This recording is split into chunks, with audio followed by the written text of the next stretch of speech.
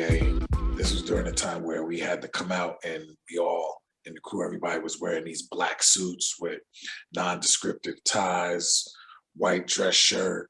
It was very like a Mod Squad type look, you know what I mean?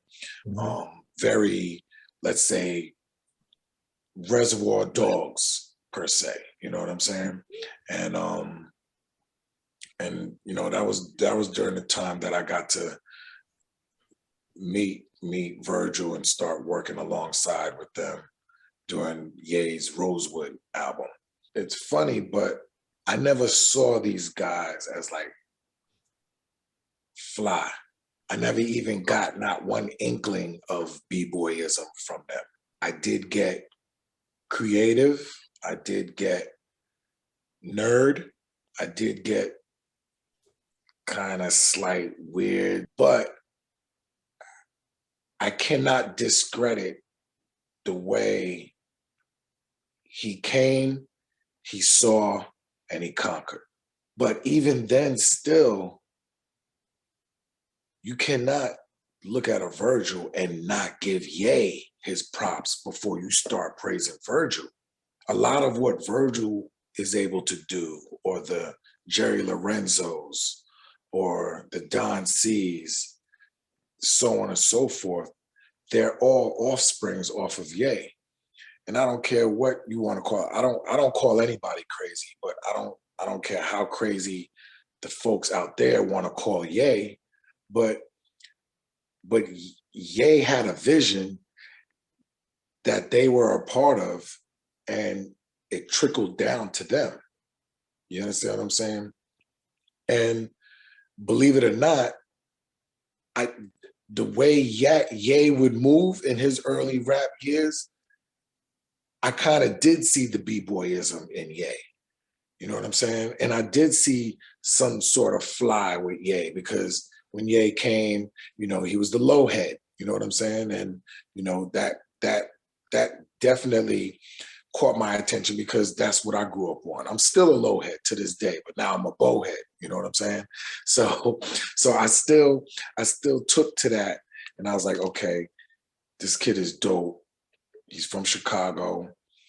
Chicago being a city and a force that was always to be reckoned with, because growing up, there was always that question, who did house music first? Was it New York or Chicago? Or who did the garage music first? Was it Chicago or New York? But what Virgil did, it kind of wasn't anything different that Ye was already doing.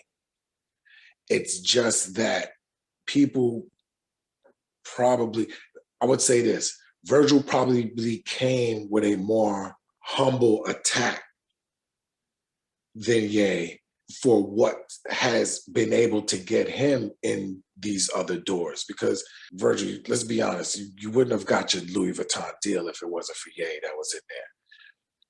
I'll tell you a quick story. The first time I met Ye, my homegirl put me on to him. And Dana from Jersey and John Monopoly from Chicago, they introduced me to Ye. And this is before Ye was even known as a rapper, right? He was still a producer. They was like, yo, we got this kid. He heard about you, you know, your styling and your work with Puff and so on and so forth. So I was like, where? I was like, all right, cool. But I knew him as the producer for Dame during that time, right? So this was the VMAs, when the VMAs were in Miami. I think it was that same year, like, you know, Suge might have shot himself in a party or some shit like that. They was like, yeah, so we're gonna need you to meet him at Ball Harbor. So, you know, the mall out in Miami. So I was like, all right, cool. So I get to Ball Harbor and I call them and I'm like, yo, where y'all at? They're like, yo, we're in the Louis Vuitton store. So I was like, all right, cool. I'm right around the corner. I'm about to pull up. So I get to the Louis store and I see this big commotion going on at the store. I'm like, yo, what happened?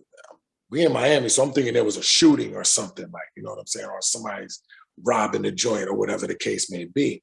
They're kicking everybody out of the store. So, you know, I walk up on the window, try and see what's going on. I see John Monopoly. I was like, yo. So he turns to the security guard. He's like, yo, that kid right there, let him in, have him come in. I get into the store, come to find out, they're kicking everybody out the store because Ye wanted the store to himself as he goes shopping, bro. This is '04. You understand what I'm saying? So I think during this time, the only two people that probably as an artist, or I wouldn't even say as an artist, just anybody, period, in fashion history dealing with Louis Vuitton, the only two people that I know of that were able to get a deal or a collaboration with Louis Vuitton and do designs was Pharrell and Ye. And this is '04 we talking. You understand what I'm saying? Long before this kid is even a rapper. So I say all of that to say is, you know, from Ye doing his collabs with Louis Vuitton and him showing up on what was it, Def Poetry Jam it was, when he shows up and he's doing his verse and he's got every luggage trunk of a Louis Vuitton as his stage setup. You understand what I'm saying? And he's got all the bags and like, I'm like, this kid, this is during the time, I guess, where the transition, he's starting to be called the Louis Vuitton Khan, the Louis Vuitton Don. You know what I'm saying? And then, you know, he moves to Italy and starts working with Giuseppe and builds his relationship with Riccardo Tisci at Givenchy. And now he's showing us the dog on the Givenchy and, you know, the leather kilts and the skirts, you know, which is crazy because everybody gives, I'm gonna come back to Virgil in a second, but it's crazy how people give Ye the credit of the kilts, right? When my OG, my older brother Dardo from Harlem was coming through 125 early, we talking like early 90s, rocking the wife beater in the summertime with the plaid kilt on and the construction Timbs on, and everybody's looking at him like he's crazy. You understand what I'm saying? It was crazy because for us to be able to go into a Gucci store back in the days, they barely wanted to sell us anything.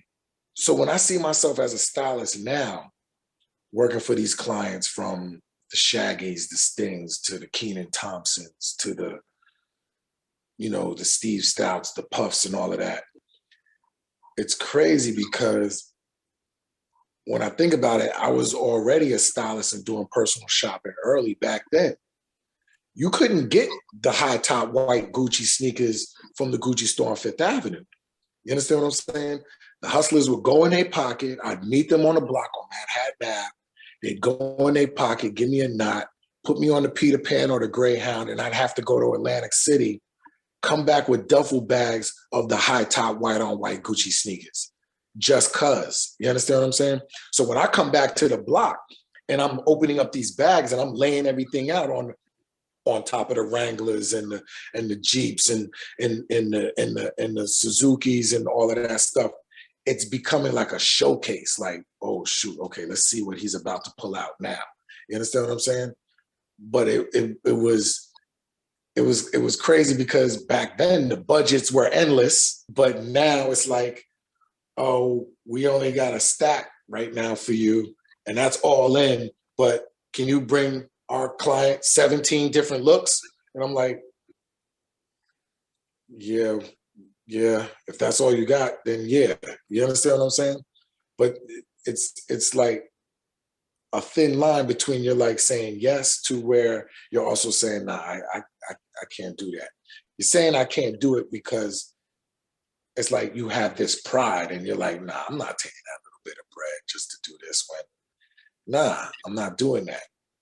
But it's also like in your head, you know you can do it because you've been given a slingshot and sent out to war and you make it happen.